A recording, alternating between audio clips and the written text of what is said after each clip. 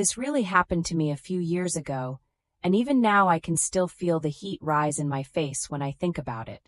I'm 56, I live in a condo off Sheridan Road in Chicago's Rogers Park, and I'm not exaggerating when I say the internet nearly swallowed me whole. My ex posted my voicemails online, every pleading word, every tired breath, and I found out at my own dining table, a walnut slab scarred with water rings, while my family gathered for my daughter's engagement toast. My sister was uncorking a bottle of California Pinot. My son-in-law-to-be balanced a Lou Malnati's deep dish box on a trivet. I looked down at my phone because it wouldn't stop buzzing. Someone had tagged me under a Reddit post featuring a grainy waveform. The caption read, "Middle-aged ex won't stop calling, listen to her beg." I pressed play and heard my voice, small and shaky, fighting through a bad night last winter while the chandelier above us hummed, and the whole room leaned toward me to see. He'd humiliated me in my own house, and he wasn't even there. If you genuinely enjoy our stories, please subscribe to the channel, tell us where you're from, and what time it is right now. It's always fascinating to know how far our story flows. I wasn't always the kind of woman who left voicemails after midnight. For 30 years I worked as a guidance counselor at Sen High School, the kind of job where you learn to make space for other people's panic. I'd planned to retire at 60. I had a small life that fit me. Coffee at the Common Cup on Morse, thrift hunts at the Brown Elephant, Sunday afternoons strolling the lakefront path, the lighthouse blinking like a metronome of patience. I met Colin at a fundraiser for a literacy nonprofit at the Green Mill in Uptown, where a jazz trio made the room feel honey-warm. He was 48 then, and the sort of man who could unfold a barstool conversation into an evening, who looked you in the eye and laughed like you'd just told the most surprising joke.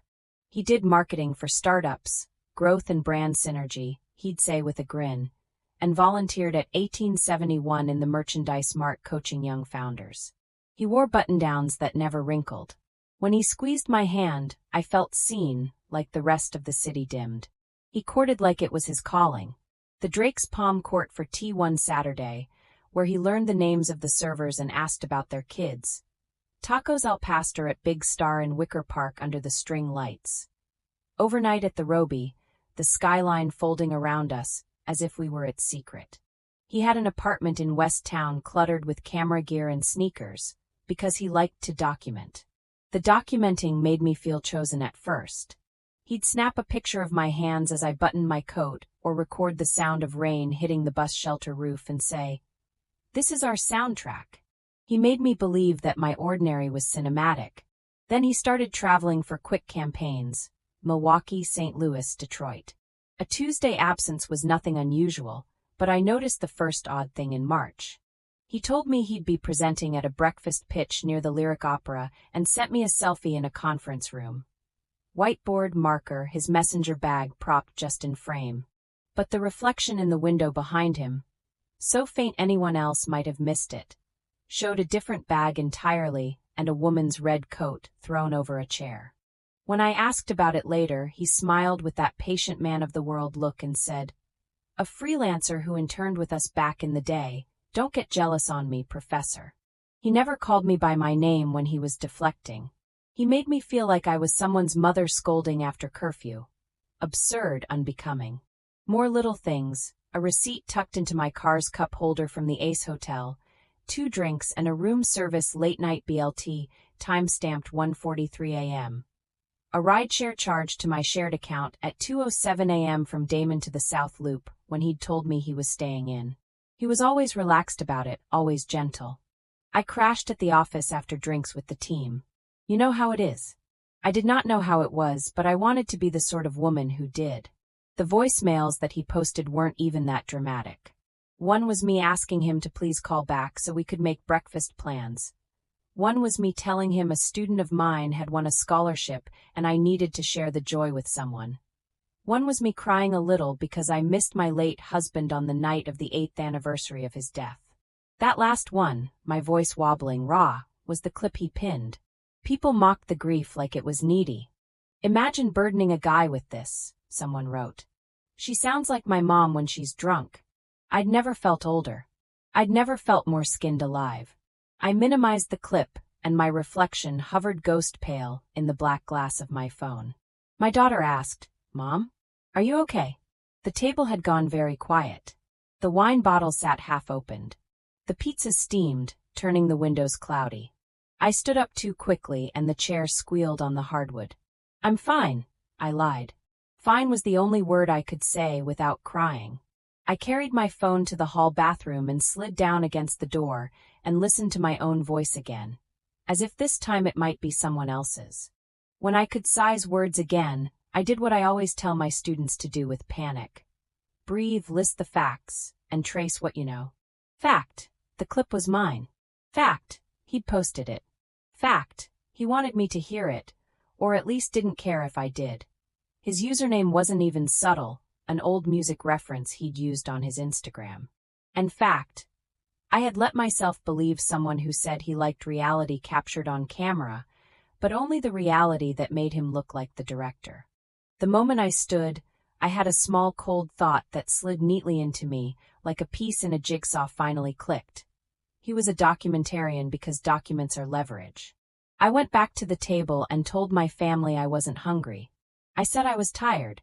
I waited for them to leave with Tupperware, for my daughter to hug me with worry she tried to hide. Then, with the dishes soaking and the city's sirens thread-thin outside, I opened my laptop at the dining table where he'd once edited a sappy slideshow of our first 6 months, and I started looking. The building security logs were on a portal the condo association keeps. I'm on the board, which meant my credentials still worked. The evening of the Ace Hotel charge, someone used Colin's fob to enter. The next morning, the lobby camera caught him with a woman in a camel coat and a Cubs cap pulled low. He pressed the elevator button with his elbow, holding 2 coffees and laughing at something she'd said. It was domestic joy, captured like a toothpaste advertisement. The footage was mine by association, my building, my floor, my consent. The picture shuddered like it was ashamed of itself as I clicked frame by frame. I thought maybe that would be enough, just to know. To quiet the throb of what if I'm wrong, with a flat, unarguable image. But then I opened a hard drive he'd left at my condo 2 weeks earlier, a slim black rectangle with a cracked corner, and there it was, a folder labeled B-roll_Chicago. Inside, nested like Russian dolls, were subfolders of sunsets, street interviews, rooftop silhouettes, and, at the bottom, a folder named Keep. He liked to name things in a way that made you think the mess had a plan. Keep was not his best encryption. Inside that, short clips, phone to mirror, a hotel hallway at the Drake with the hem of a dress swishing just ahead of his boots. The Ace Hotel elevator doors closing on a kiss. A booth at the violet hour with only the back of a woman's head, her hair glossy, his hand resting on the table like a casual flag. None of it was explicit. All of it was incontrovertible. I dragged a clip to my desktop and watched him push open my building's glass door in the middle of a weekday with the same woman. Her face mostly turned away, both of them laughing as if they belonged to each other. That was the moment I let go of fine. Rage arrived like the lake wind, clean and cold and awake. I didn't yet know what I would do, but I knew this. I would not be the only one whose ordinary was turned into someone else's spectacle. And this time, when the camera watched, it would watch on my terms. The cursor blinked in an empty text document. I typed one sentence and then stopped. The sentence said, "I am not the wreck you made of me." Then I deleted it, because it sounded like a poem, and I wasn't in a poem anymore.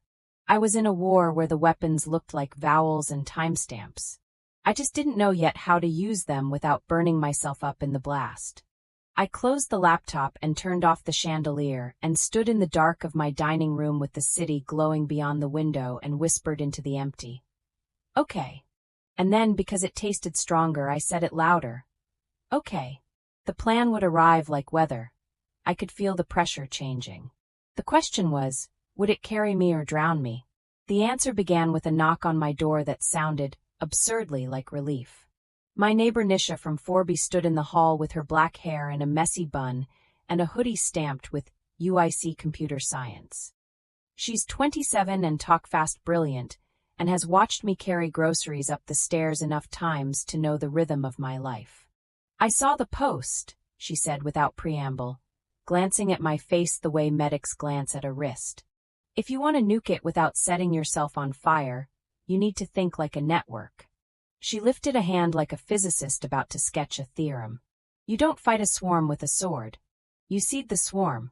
Suddenly I could see it, the comments, the clicks, the furious arithmetic of strangers. I let her in, and in the glow of my laptop, the war room took shape. Nisha's belief in me felt like an oxygen mask. She wasn't cruel, she was clinical. First, stop refreshing, she said, closing the tab that held my face hostage. Second, collect and verify. Third, pick the platform you control.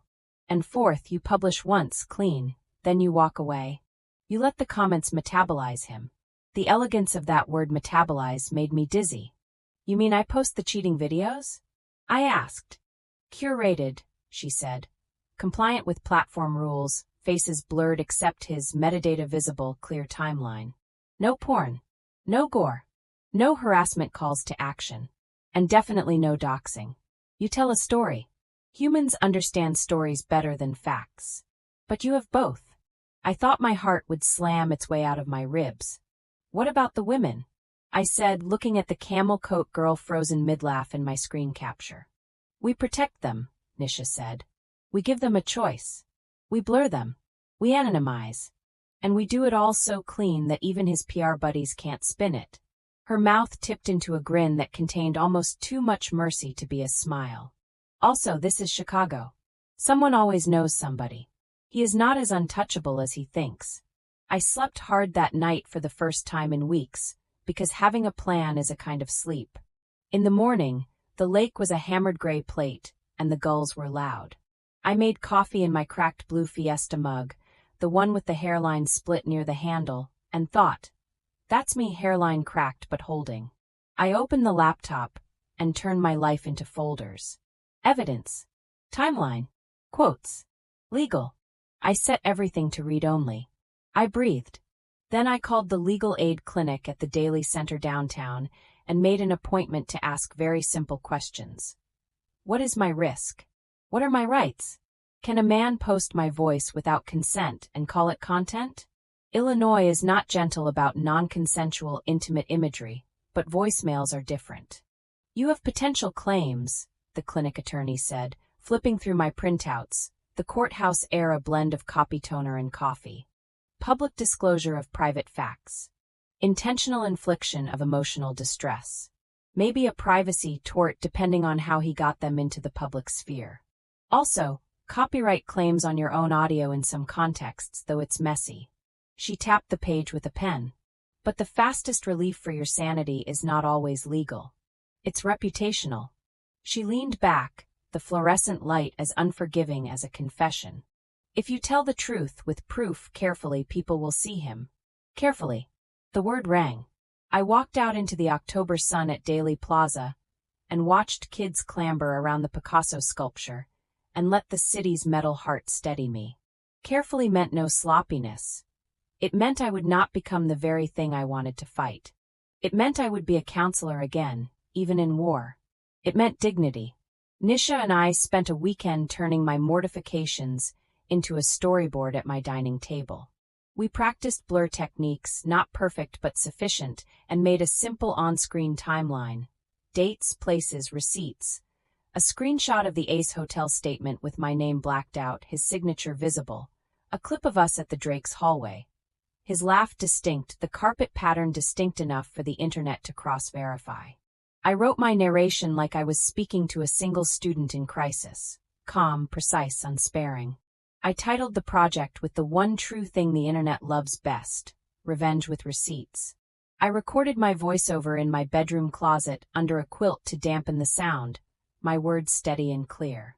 I described exactly what he'd done to me, precisely where and how I'd learned it. I said his name once, not 5 times, and I didn't scream it. I showed the Reddit post he'd made, his handle visible, hovering over the play button for my own voicemail without playing the sound.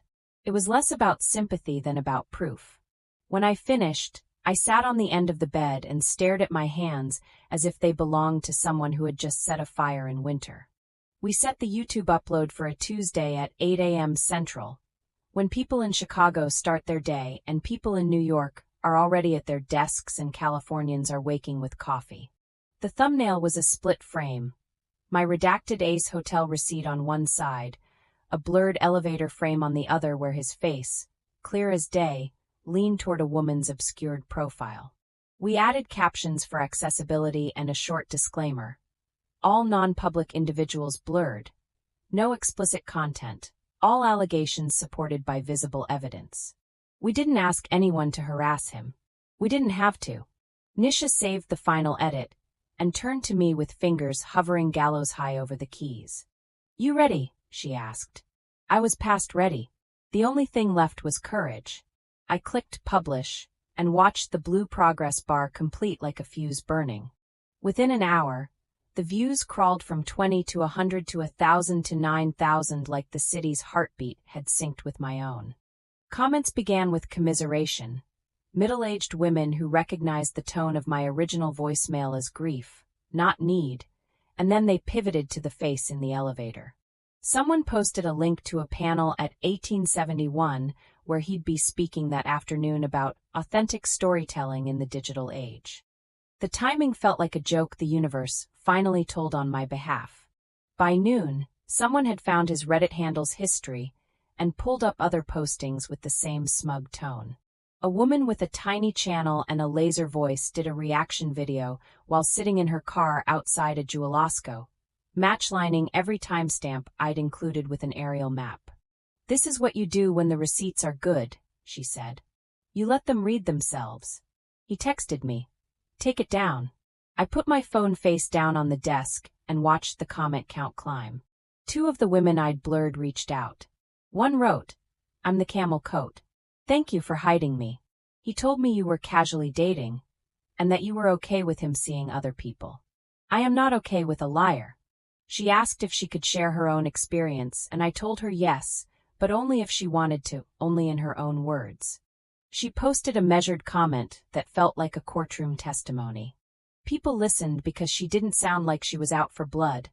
She sounded like someone who had been bruised and finally put down a bag she'd been carrying too long. At 1:15 p.m., a clip of him on the 1871 stage hit Twitter. He looked rattled. The moderator asked, "How do you define authenticity?" And he started to say something about vulnerability as currency when a phone rang in the audience with my old-fashioned ringtone, Moon River, and several people laughed. The moderator smiled like a man who has swallowed a lemon, then moved to the next panelist. A comment under the clip read, "I think he just learned authenticity means your elevator cameras might be public." That line got 15,000 likes in a day. By evening, he'd posted a defense on Instagram, heavy on jargon and light on apology. He called my video selective and out of context. The comments under his post filled with screen grabs from my timeline, with strangers pleading on behalf of women they did not know. My daughter called me from Edgewater, her voice bright with something like relief. "Mom, you did that. You did that." I stood at my window, the lake now dark, and watched the red tail lights on Sheridan flicker like a necklace of small mercies. Then HR at his company reached out, not to me, but to the comments. Someone claiming to be an employee wrote, "This is not a surprise." 2 more employees posted about a pattern of him flirting during performance reviews. I had not known that. I wouldn't have posted at all if the video included anything that put them at risk. That was my line. But they wanted to speak, and the comments made a space for them. Nisha said, "This is what I meant by metabolize. The body of the internet is taking something poisonous and turning it into an antibody." For the first time, I believed I might not die of humiliation. At midnight, when the city's rumble thinned, a new email slid into my inbox from an address I didn't recognize. The subject line said, "For the record." I hesitated, then opened it and found a short note from a woman who said she had met him at the Violet Hour and that he'd told her he was single, that he loved mature women because they were low maintenance. She attached a short hotel hallway clip from the Drake's security cam she'd requested after leaving her scarf there, a lost and found favor she'd leveraged by sheer force of kindness. It showed him opening a door and kissing her quickly as she stepped inside, his face in profile, unmistakable. Her last sentence was the quietest knife. "Use it. I want him to stop." I stared at that line until the words blurred, then stood up with the sort of carefulness one uses in a museum. Tomorrow would be a second strike. I slept like a child behind a locked door. The second video wasn't crueler, it was cleaner. It opened with me in my living room, the skyline of Edgewater peeking through the window behind me. "You saw part 1, I said, "and many of you asked for more context. Here it is." The Drake clip, the Ace elevator clip again, the timeline extended, my tone steady. I played 10 seconds of my own voicemail, the one where I cried for my late husband, so that people could hear the difference between grief and coercion. "A man who frames this as needy has never listened to a woman grieve," I said. "He has only listened for leverage." We closed with the camel coat woman's written statement, my voice narrating it while her words scrolled on screen, her identity obscured by choice and design. By noon, brands he'd worked with issued statements with the bright chill of PR language. "We take these matters seriously. We're reevaluating our relationship." 1871 scrubbed his name from their upcoming workshop page, leaving an awkward white space that looked like a pulled tooth. A friend texted me a screenshot of his LinkedIn going dark, then returning with a new job title: consultant. It tasted like a demotion the way cold tea tastes like a mistake. He sent me a message on Signal. "We both know this is out of hand." I did not reply, because I had learned that speaking to him was like throwing rope to a drowning man who wanted to pull me under. A lawyer retained by him sent me a letter that looked official and read like a tantrum. "Cease and desist, defamation, tortious interference." My own pro bono attorney at the clinic wrote back with the cleanest sentence I have ever seen in a legal context. "Truth is an absolute defense, and our client has provided documentary evidence." The video remained. The comments thickened. Someone found an interview where he described himself as a curator of human moments, and the phrase became a joke people used to caption their cat videos. I laughed for the first time in days, a laugh that shook the dust off the shelves in my lungs. He changed tactics. A burner account began posting that I had been unstable at Sen High School, that I'd been asked to retire early. He miscalculated the internet's affection for public school counselors. Former students piled into my defense with stories that made me cry quietly at my kitchen counter. Ms. Adler sat with me in an empty classroom while my mom was late picking me up. She kept granola bars in her desk for anyone who said they weren't hungry, but obviously were. She gave me a tie for prom when my dad was gone. The lies dissolved in the water of memory. He had underestimated what it means to have lived in one community for 3 decades and tried to replace it with a brittle digital narrative that had no roots. Then came the night I still measure by the door's thickness.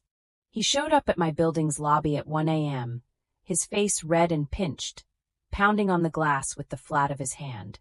He didn't shout, thank God, but his mouth moved with words I could read through the pain. "Please. Stop. Enough." He looked smaller than he'd ever been, or perhaps he had always been this size and my love had inflated him. The night doorman, a patient man named Luis, called the police.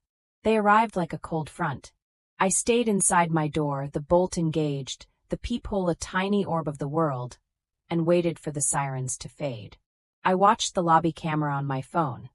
Him sitting on the bench, head in hands, the officers speaking gently. I didn't want him arrested.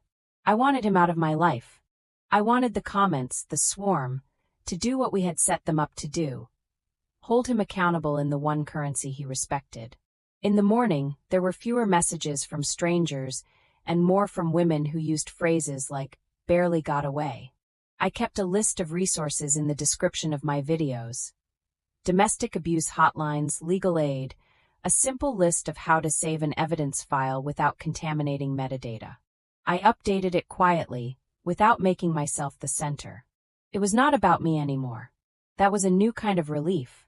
I went to a matinee at the Music Box Theater on Southport by myself, and sat in the dark with a buttered popcorn and a sweater on my lap like a grandmother. On the way out, in the chill of the late afternoon, a woman touched my sleeve and said, "Thank you." I didn't know her. I didn't need to. HR at his company issued a public statement that he'd resigned to focus on personal matters. People in the comments wrote, translation fired. The camel coat woman sent me a photo of her hiking at Starved Rock, smiling, the river bright. It feels lighter, she wrote.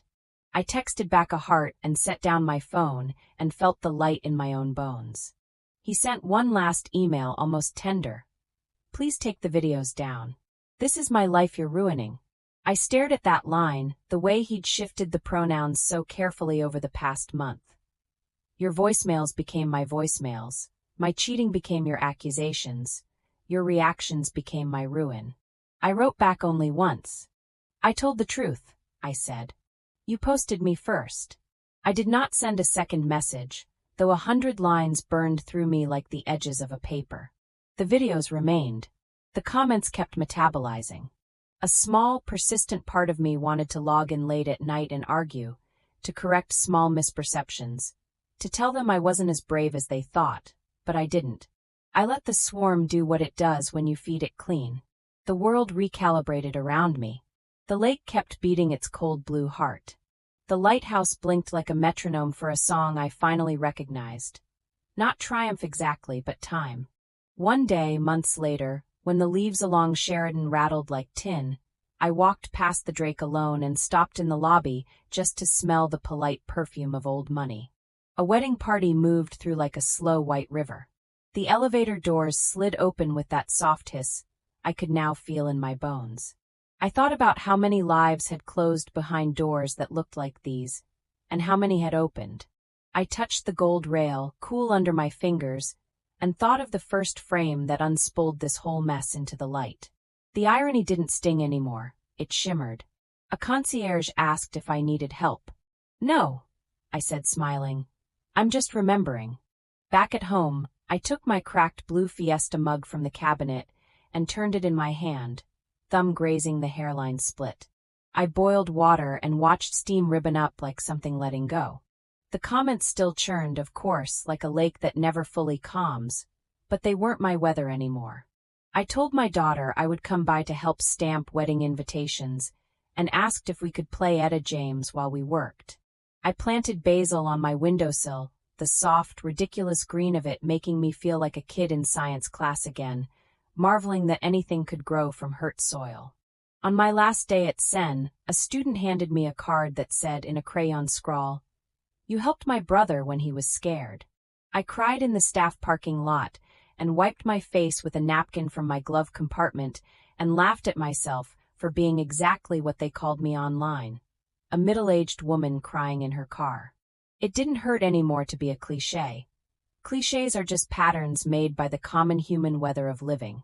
I looked at the phone vibrating in my cup holder and did not pick it up. The world could wait.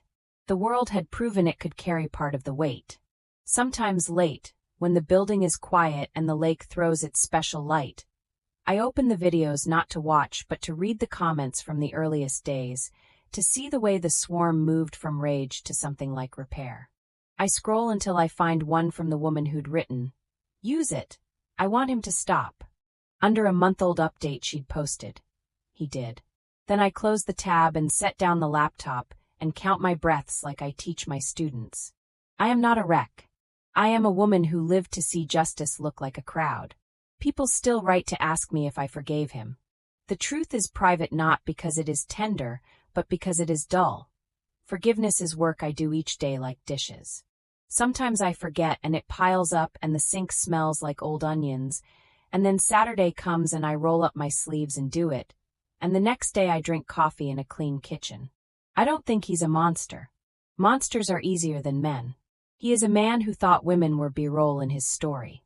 The lesson he learned is scrawled across his Google results now, line after line written by strangers who recognized something in my voice. We are not your footage.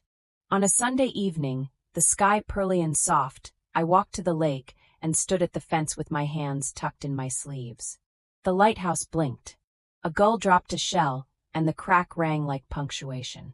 Behind me, someone laughed on a balcony and a radio played, "Ain't No Mountain High Enough," too loud, and for the first time I felt the narrative loosen its grip on my ribs. I had told the truth and survived the echo. That's all. That's everything.